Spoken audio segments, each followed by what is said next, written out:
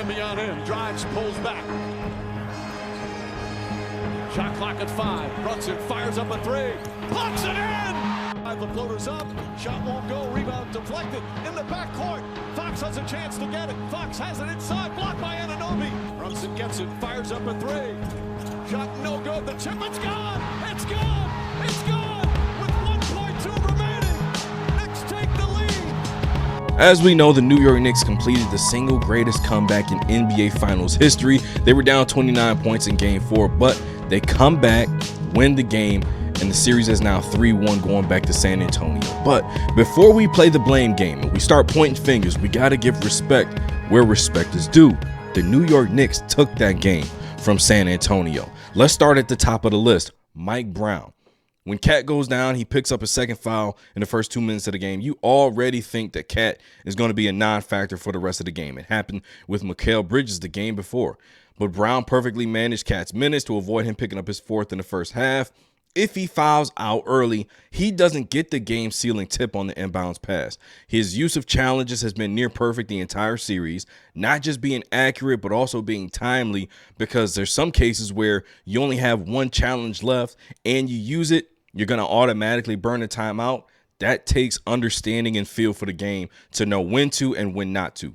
Also, something I've been saying the whole series is Jalen Brunson badly needed another ball handler on the court with him in crucial moments. Jose Alvarado checked into the game, 9 minutes left, and simultaneously the Knicks comeback hit another gear. He was facilitating, knocking down threes, making heads-up plays. Mike Brown making that move, that's the difference between 3-1 and a 2-2 going back to San Antonio. The next person is certainly not the least on this list. He is actually the most important, and I think in this game, he made the final case for himself to be Finals MVP. That's Jalen Brunson. If it wasn't for Jalen Brunson's second quarter, the Knicks probably wouldn't have kept it as close as it was.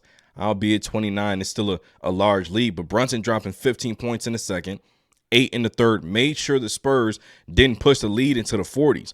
He had 27 points. He was 11 of 19 through 3 quarters, and one of the biggest shots of the game is when David took down Goliath with a step-back 3 late in the fourth quarter.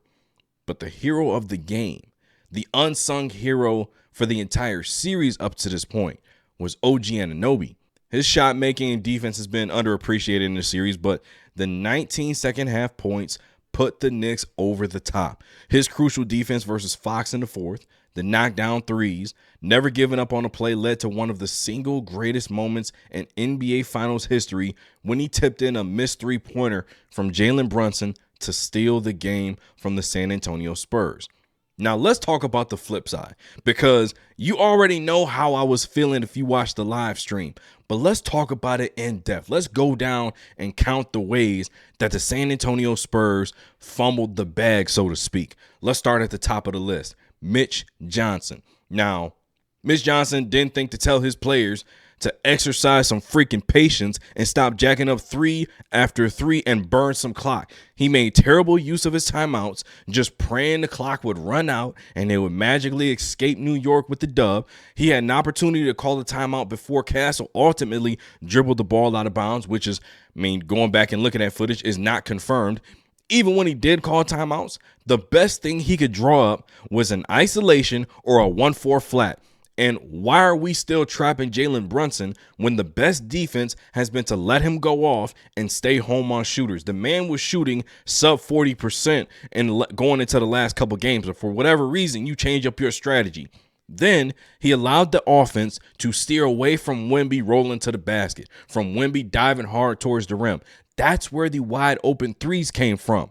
Then we get to see Wemby smoke 3 after 3, and then he would go on to smoke 2 free throws. Now, the star gets the blame because he's the star. 9 of 25 isn't going to cut it, even after starting the way that they did that night.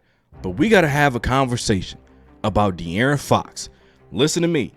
We're going to start with the fact that he played very well in the first half. 13 points, 6 assists, no turnovers. Then Sacramento Kings De'Aaron Fox showed up, and when we didn't need him the most, he goes 2 for 8 the second half, has 4 turnovers, and this one was probably the one you took an example of how the Spurs threw the game away. He misses a pull-up jumper over OG Anunoby out of the timeout, which happens, but when the basketball gods gave him another chance to make all the other things go away and escape New York with a 2-2 series, he does this. You're probably saying that OG Anunoby got away with a foul. Let's go with that.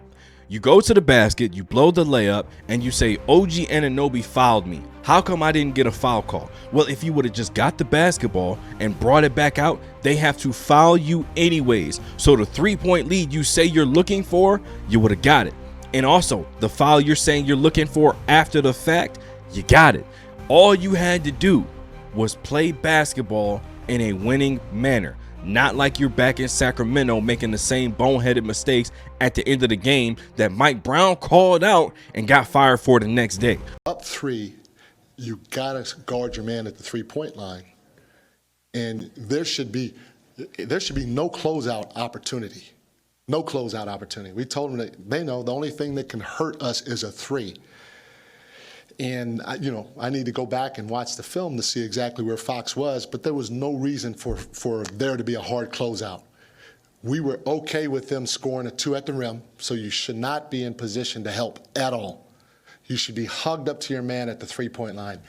Everybody should. And why there was a closeout by Fox, I'm not sure. I got to go back and watch the tape. So let's be clear. This is not a situation where we say, you know what? He could have got the layup. Why not take a chance?